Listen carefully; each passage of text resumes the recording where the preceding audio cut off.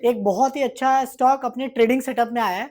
आइए उसे हम लोग चार्ट पैटर्न पे समझते हैं। ठीक है, स्टॉक का नाम है चोलामंडलम फिनकॉर्प। ठीक है, देखते हैं कि इस स्टॉक्स में हम लोग बाई साइड जा सकते हैं या फिर सेल साइड जा सकते हैं। तो मंथली का चार्ट यहाँ पे ओपन है। आप देख सकते हैं कि अक्टूबर महीने में एक बहुत ही तगड़ी सेलिंग स्टॉक में आई है। अब इतनी तगड़ी सेलिंग आने के बाद स्टॉक वापस से धीरे धीरे उस वापस जोन को रिटेस्ट कर रहा है।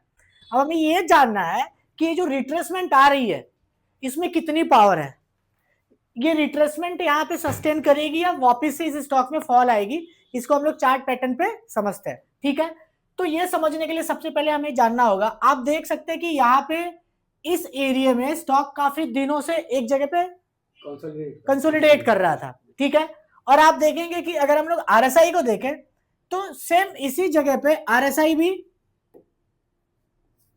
ने अपना हाई बनाया। ठीक है, अब उसके बाद क्या हुआ, स्टॉक वापस से अपने इस लेवल के हाई को ब्रेक करता है अप साइड की तरफ। लेकिन आप देख रहे हैं आरएसआई वापस नीचे से अप डायरेक्शन में गया, लेकिन अपने इसने इस वाले प्रीवियस हाई को ब्रेक नहीं कर पाया। यहाँ पे प्राइस तो प्रीवियस हाई को ब्रेक कर रही है, बट आरएसआई अपने प्रीवियस हाई को ब्रेक नहीं कर रहा है। इसका मतलब सीधा हमें आरएसआई से समझ में आ रहा है कि एक बियरिश डाइवर्जन क्रिएट हो रहा है। ठीक है, तो अब इससे हमें यह भी समझ में आता है कि जब भी बियरिश डाइवर्जन कन्वर्ट होता है और जो भी अपसाइड मूवमेंट आती है, इट मींस कि ये बायर्स को ट्रैप, मतलब यहाँ पे बायर्स क्या हो रहा है, ट्रैप हो रहा है। और ये अक्टूबर महीने में जो सेलिंग आई है, इतनी अच्छी जो सेलिंग आई है, इट मींस कि इन सेलर्स में भी पावर है।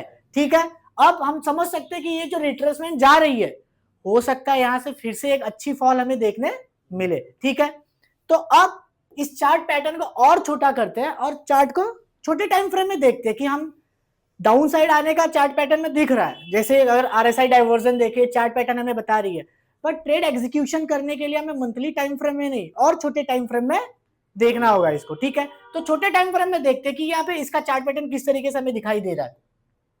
तो अगर हम लोग वीकली चार्ट में जाते हैं तो वीकली चार्ट में हमें दिखाई दे रहा है कि यहां पे ड्रॉप बेस ड्रॉप की एक अच्छी सप्लाई स्टॉक ने फॉर्म किया है।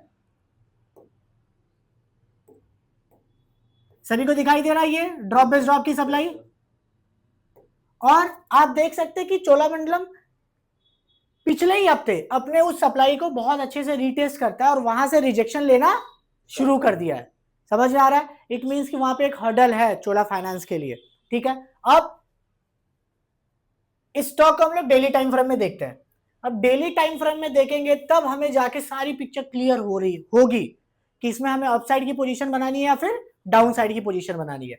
अब जैसे हम लोग डेली टाइम फ्रेम में आते हैं, फिर हम लोग देखते हैं कि वीकली सप्लाई जोन को रीटेस्ट करने के बाद जब नीचे फॉल आई वीकली में, तो यहां पे इसने डेली टाइम फ्रेम में भी एक रैली बेस्ड ड्रॉप की सप्लाई जोन क्रिएट किया है।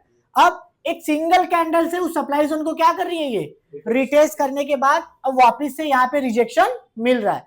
तो ये चार्ट पैटर्न पे हमें रिजेक्शन दिखाई दे रहा है, लेकिन देखते हैं क्या ये रिजेक्शन हमें आरएसआई भी बता रहा है या नहीं बता रहा है। यहाँ पे आरएसआई को हम लोग देखते हैं।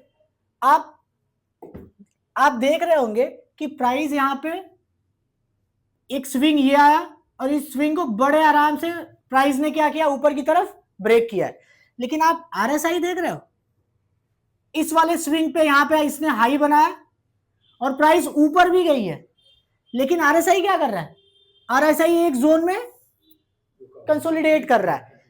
इससे हमें सीधा समझ में आ रहा है कि ये जो मोमेंटम आई है बायर्स की, जो प्राइस ऊपर गई है, उसमें बिल्कुल भी स्ट्रेंथ नहीं है। हमें सिर्फ एक सप्लाई सेल करने के लिए कंफर्मेशन चाहिए, जो कि आज के दिन ये रिजेक्शन कैंडल दिखाई दे रहा है। इस रिजेक्शन कैंडल ये क्या कर रही है, प्रीवियस दो कैंडल का हाई क्रिएट किया था आज से 2 दिन पहले।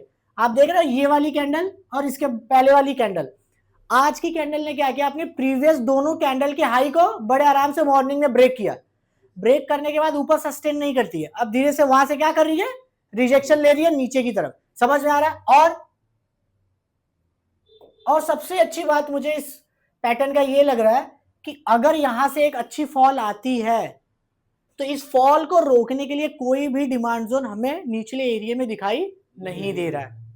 तो हमने देखा कि मंथली टाइम फ्रेम में भी एक अच्छा सेटअप बना रहा है डाउन साइड का, वीकली में भी हमें अच्छा कंफर्म कर रहा है डाउन साइड का, और डेली टाइम फ्रेम में यहाँ पे एक बहुत ही अच्छी रिजेक्शन कैंडल के साथ हमें कंफर्मेशन दे रहा है कि चोलामंडलम एक डाउन साइड मोमेंटम के लिए तैयार है। ठीक है, समझ आया? जी सर।